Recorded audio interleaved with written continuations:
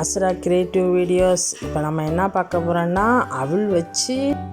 அவளை வச்சு நம்ம இப்போ ஸ்வீட் செய்ய போகிறோம். வாங்க வீடியோக்குள்ளே போகலாம். சொட்டு கூட எண்ணெயே இல்லாமல் 3 பொருளை வச்சு இந்த ஸ்வீட் செய்யலாம். வாயில் வைத்தவுடன் கரையும். அதே போல் ஒரு 1.5 கப்பு அவல் எடுத்துக்கலாம். அது மெஷர்மெண்ட் கப்பால் நான் எடுத்திருக்கேன். நம்ம தேங்காய் பால் வச்சு தான் செய்ய போகிறோம். அதனால் தேங்காவை நம்ம அரைச்சிட்டு வந்துக்குவோம். நடக்கலையை இந்த மாதிரி 1-2 உடச்சி எடுத்துக்கலாம். இந்த மாதிரி தான் நம்ம 1-2 உடச்சி எடுத்தால் தான் வாயில் கடிக்கும் போது அது தெம்படும் போது டேஸ்ட்டாக இருக்கும். இப்போ ஒரு கடாய் எடுத்திருக்கோம். அதில் அவளை பொடி பண்ணி வச்சுருக்கோம்ல, அதை போட்டு நல்லா வறுத்து எடுத்துக்குவோம். நல்லா தீயாமல் அடிப்பிடிச்சிடாமல் நல்லா பொன்னிறமாக வறுத்து எடுத்துக்கோங்க. அடுப்பை சிம்மிலேயே வைங்க, வச்சு வறுத்து எடுங்க. நல்லா வறுத்ததுக்கு பிறகு நம்ம தேங்காய் பால் நம்ம புழிஞ்சு வச்சுருக்கோம்ல, இப்போ 1.5 கப்பு அவளுக்கு இப்போ நம்ம 3 கப்பு தேங்காய் பால் ஊற்றணும். அதான் கரெக்டாக இருக்கும். 2 கப்பு ஊற்றியாச்சு. இப்போ நம்ம 3ஆவது கப்பும் ஊற்றி நல்லா கிளறி விட்டுக்கிட்டே வருவோம். கொஞ்சம் அடுப்பை சிம்மில் வச்சுக்கோங்க. இந்த பாருங்கள், இப்பயே நல்லா கட்டியாக வருது. இந்த மாதிரியே நம்ம கிண்டி விட்டுக்கிட்டே இருப்போம்.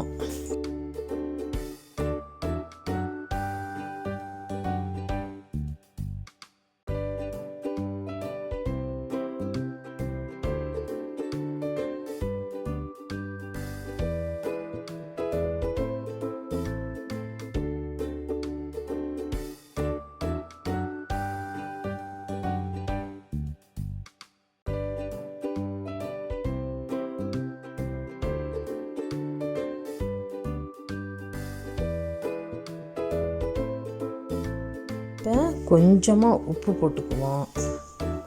அப்போ தான் இந்த ஸ்வீட் கொஞ்சம் நல்லா இனிப்பு தூக்கி கொடுக்கும். அதனால் கொஞ்சமாக சால்ட்டு சேர்த்துக்கலாம்.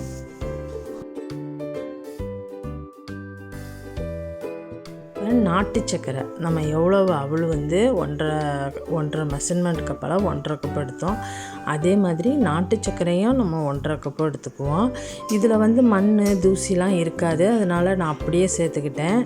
இதை நான் காய்ச்சிலாம் வடிகட்டலை, அப்படியே சேர்த்துக்கிட்டேன்.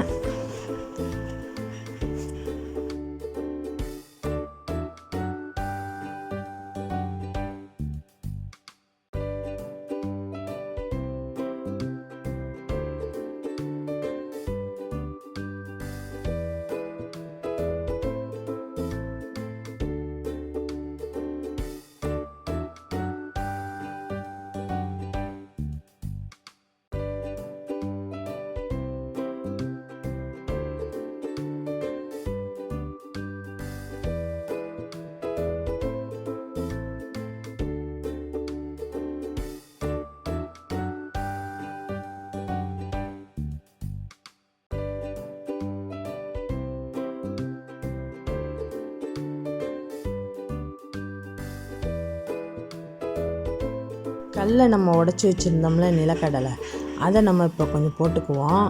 போட்டு இதோட சேர்த்து கிண்டிக்குவோம். பாக்கியே நம்ம லாஸ்ட்டாக கொஞ்சம் போட்டுக்கலாம்.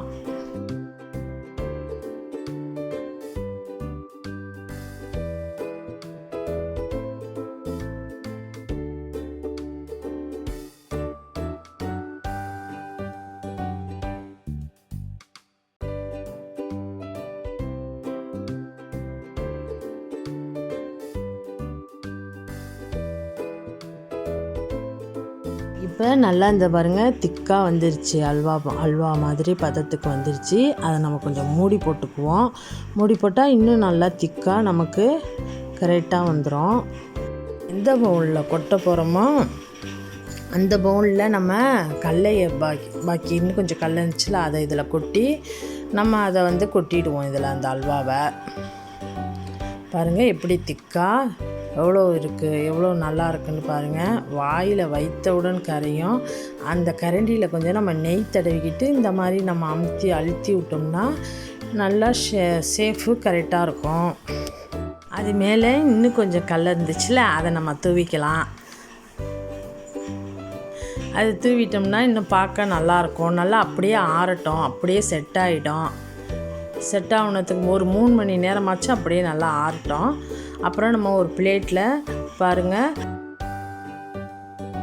ஒட்டாமல் நம்ம நெய் கொஞ்சம் கூட தடவல, ஆனால் அழகாக வருது பாருங்கள். கொஞ்சம் கூட ஒட்டவே ஒட்டாது.